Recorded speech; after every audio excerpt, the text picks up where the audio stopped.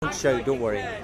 But I'll tell you what my view is. Yeah. Okay, just fair enough. I'm listening. Carry on. I'm an atheist. Okay, I don't have any. I have respect for everybody having been able to say what they want, but I have no respect for your religion. I have no respect for Christianity. I have no respect for Judaism. Okay. I've got no respect. You're an atheist. Yes. I'm a very militant atheist. Okay. But I just don't have the time to stand here all day and talk about it. And when I see you people down here, Christians, Jews, I've heard some anti-Semitic stuff over there. I've heard Islamophobic stuff here today, and it sickens me to hear it. And people that come down like him, I don't think that I think that people like him represent a danger to society. Yeah. Sorry, who am I talking about? This guy up Richard. here. Okay. Yeah, this guy. Why? Right. What has he done? Well, because he's standing up there, and there's so many people, like evangelical Christians, that go and they give money to Israel, who go and steal somebody else's land, kill Palestinian children, and they get away with it because. How do you argue with somebody that says that the land was promised to them by God? Absolutely, that's not right. Yes, because at the end of the day, these Zionist settlers that go into the West Bank, they bomb Gaza every couple of years. Yes. They call it mowing the lawn. That's what they call it, mowing the lawn. They go into the West Bank, they steal land. Yeah, they're kicking Palestinians out of East Jerusalem. If you didn't have religion, these idiots, these racists, couldn't do it. I think they use religion as a cover. Because Zionism, they don't really care with regards to religion or whatever it is. But it's politics. For them, it's mainly politics. Yes. But Zionism grew out of the religion. That's what I'm telling you. They're using religion as a cover. In Eastern Europe, the Palestinians paid the price. Yes. So I'm not talking about Islam. I'm talking about all religions. They make me sick. When I heard you say you're a militant atheist, what does that mean? Well, it just means that I like to tell people what I think, because I think that's not militant. That's just you expressing your opinion. But see atheists, right? If you say to somebody you're an atheist, they go, well, he's got no morals. No, not really. No moral feeling. Really. But lots of people do. I'm an atheist. Yeah.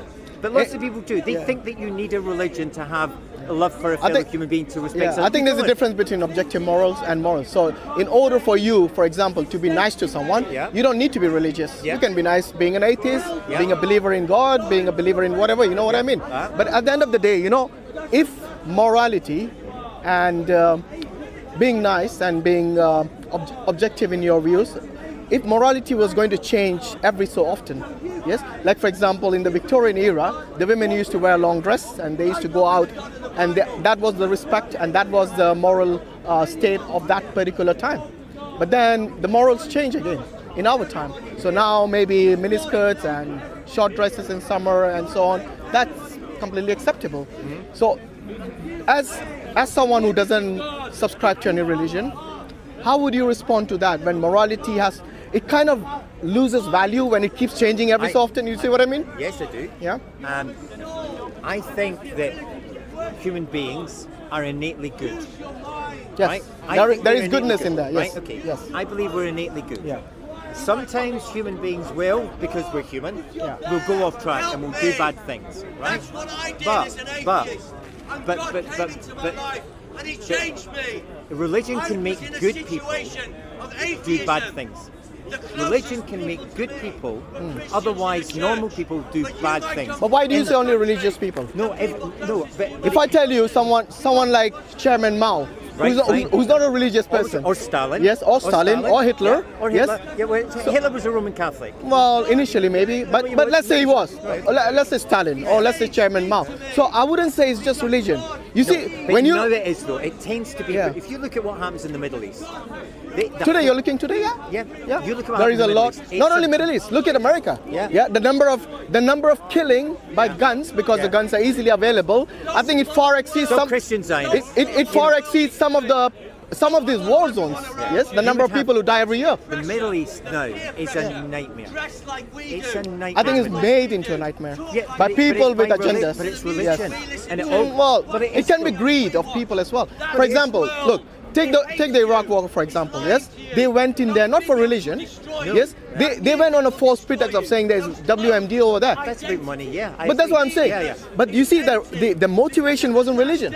No, so what really messed up a beautiful country like Iraq, with history, I think, which goes back to the Babylonian and even further, yes, because America is like what, 300, 400 years? Yes, it's a baby in comparison to Iraq. But that's what I'm telling you. So it's not religion. You cannot blame religion for everything. No, you can't. But the biggest cancer in the Middle East, it permeates everything. Is this. What? Iraq, right? You mean the Israel-Palestinian issue? It's at the root of everything. It's at the root of radical sort of radical movements, terrorist movements, and it's because of that, and that was caused by religion. Yeah. Do you really think that when the Zionists they basically plan to have a land of their own? Yes. Do you think religion was really the main motivation for them? No, I don't. But I think they had a political motive. But that's what I'm saying. It's not religion. But that's my point. But religion provides the hook to hang it on. No. Look. Many of the wars that happened, even today in the 21st century, and even in the years before, the World War I, World War II, yes, they all had greed, greed and power. These were the main motivation. I don't think religion's behind every single war. I think religion is least likely behind every single war. Mostly it is greed and power. These dictators who were hungry for these, to grab lands, to grab power from other people and to make their own. For example, when Hitler went about conquering Europe, what was the main motivation? He never said it was for religious purposes. Yes, it was his race, the Aryan race. He wanted to. Racist. Yeah. It was absolutely. So you see, racism plays a role. Greed plays a role. Yes, their motivation is power. These power-hungry people is mainly. So you keep saying religion. I think you really have to look at every single war and every single reason for these wars to take place. You will find it's mostly political motives, hungry for power and wealth actually as well. Because what they did when they went there, even the colonialist power, yes, when these European colonialists went into other countries, religion wasn't the motivation. Even though they might have had the priests, the Christian priests, they had some. Go and baptize some of the natives and all. That is just that was a sideshow. Exactly, the sideshow. The main motivation is to plunder them of the wealth of these countries like India, like Africa. These countries were very wealthy in terms of their resources, and they still are. I agree that empire. Yeah, so there you go. It's about money. Yeah. I agree, but I'm talking about now in the Middle East. But right? even now, okay, I'll tell you what. Look at all the wars happening in the Middle East. You tell me one war which is being fought because of religion. Go on, tell me. The Israeli-Palestinian. I don't think it's a war. It's mainly land grabbing by the Zionists. Again, political motive. They use religion as an excuse. I agree with you over there. But how many? Yes. Wait a minute. It's okay. But they are supported.